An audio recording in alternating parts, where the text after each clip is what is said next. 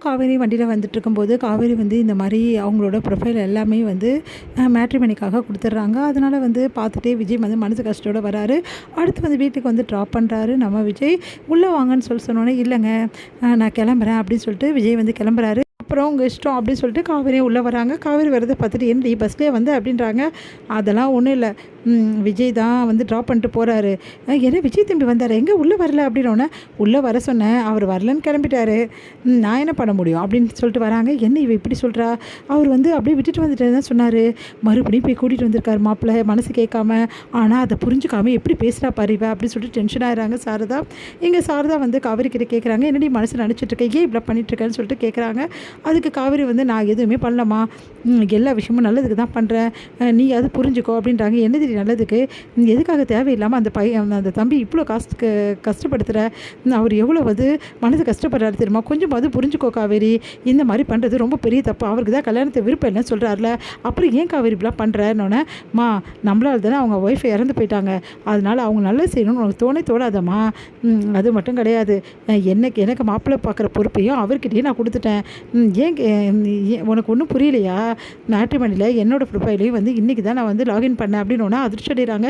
"என்னடி சொல்கிற?" அப்படின்னோன்னா நடந்த விஷயத்துக்கு எல்லாத்தையும் காவேரி சொல்கிறாங்க. அதை கேட்டு சாரதா செமையாக டென்ஷன் ஆயிடுறாங்க. "இவ தலைடி இவ மண்ணை வாரி போட்டுக்கலாலே, நான் இப்போ என்ன பண்ணுறது? எப்படி இதெல்லாம் நான் தடுக்க போகிறேன்?" அப்படின்னு சொல்லிட்டு யோசிக்கிறாங்க.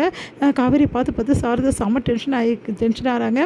இங்கே வந்து விஜய் வந்து காவேரி சொன்னது இந்த மாதிரி, "நான் யாரை கல்யாணம் பண்ணிக்கிறதுக்கு ரெடியாக இருக்கேன். நான் எதிர்பார்க்குற ப்ரொஃபைல் இருந்தால் போதும்" அப்படின்னு சொன்னது, அது எல்லாத்தையுமே வந்து நினச்சி விஜய் பார்க்குறாரு. அவரால் தாங்கிக்கவே முடியல நடந்த விஷயத்த. அவருக்கு வந்து பயங்கரமாக அழுகையாக வருது. அப்படியே அது கண்ணுலேருந்து தண்ணியாக கொட்டுது. தாங்க முடியாமல் ஒரு இடத்துல போய் உட்காந்துடுறாரு விஜய். மனசுக்கு ரொம்ப கஷ்டமாகுது. அதுக்கப்புறம் யோசிக்கிறாரு. காவேரி கூட இருந்த நாட்கள், அவங்க கூட வாழ்ந்த நாட்கள், அவங்கள வந்து எப்படியெல்லாம் வந்து பேசுனது, பழகுனது, கிஸ் பண்ணது, அடுத்து வந்து அந்த மாதிரி குழந்தை உருவானது, அப்புறம் குழந்தைக்காக ஹாஸ்பிட்டலுக்கு அலைஞ்சது, எல்லா விஷயத்தையும் வந்து ஆக்சிடென்ட் வரைக்கும் எல்லாத்தையுமே வந்து விஜய் நினச்சி பார்த்துட்ருக்காரு. அவரால் தாங்கவே முடியல. நடந்த விஷயத்துக்கு எல்லாத்தையுமே யோசனை பண்ணிகிட்ருக்காரு. "ஏன் காவேரி இப்படி பண்ணுற? ஏன் காவேரி என் அன்பு உனக்கு புரியாதா? உனக்கு ஒரு சின்ன ஞாபகம் கூட வராதா? இப்படியே தான் இருக்க போறியா? கடைசியில் என்ன நடக்க போகுது எனக்கு ஒன்றுமே புரியல. உனக்கு கல்யாணம்னு என்கிட்டயே சொல்கிறியே காவேரி. மாப்பிள்ளையை பார்க்க சொல்லி என்கிட்டயே சொல்கிறியேடி. இதெல்லாம் நியாயமா?" அப்படின்னு சொல்லிட்டு மனசு கஷ்டப்பட்டு அழுறாரு விஜய். அவரால் நடந்த விஷயத்தை தாங்கிக்கவே முடியல. மனசு கஷ்டப்பட்டு அழுதுட்டுருக்காரு.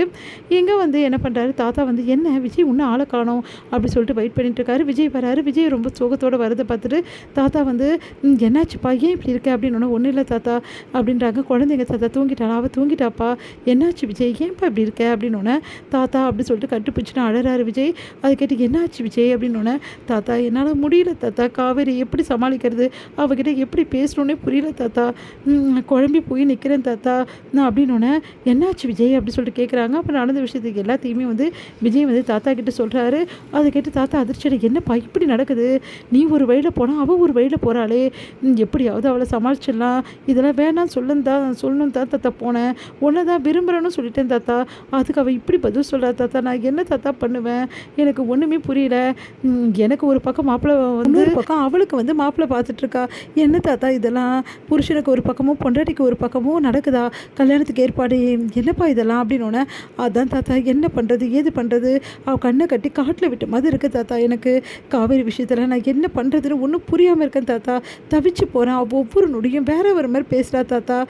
என்ன பண்ணுறதுன்னு புரியல தாத்தா" அப்படின்னு சொல்லிட்டு அழுதுகிட்டே இருக்காரு.